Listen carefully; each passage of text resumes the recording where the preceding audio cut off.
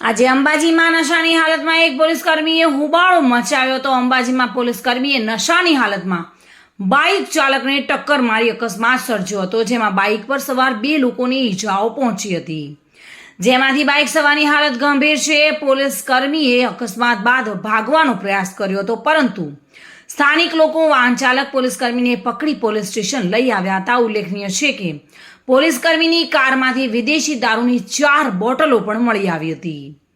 આજે અંબાજીમાં પોલીસકર્મીએ નશાની હાલતમાં 51 શક્તિપીઠ સર્કલ પર એક બાઇક ચાલકને ટક્કર મારી હતી, જેમાં બાઇક પર સવાર બંને ભાઈ બહેનને ઈજાઓ પહોંચી હતી।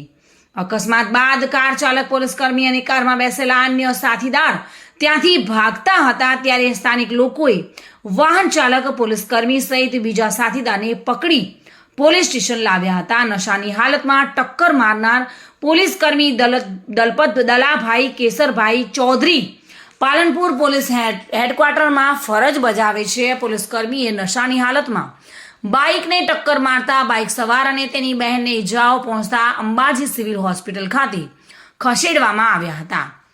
બાઇક સવારને ગંભીર ઈજાઓ પહોંચતા તેને પાલનપુર હોસ્પિટલ ખાતે રેફર કરવામાં આવ્યો છે। અંબાજીમાં અકસ્માતને પગલે સ્થાનિક લોકોમાં ભારે રોષ જોવા મળી રહ્યો છે। તેઓ પોલીસકર્મી પર કડક કાર્યવાહી કરવાની માંગ કરી રહ્યા છે।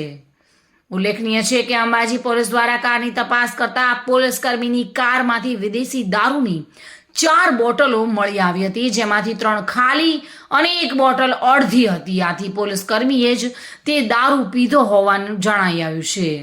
અંબાજી પોલીસ કારને કબજે કરી પોલીસ સ્ટેશનમાં લાવી હતી। ઉપરાંત આ અંગે વધુ તપાસ હાથ ધરી છે।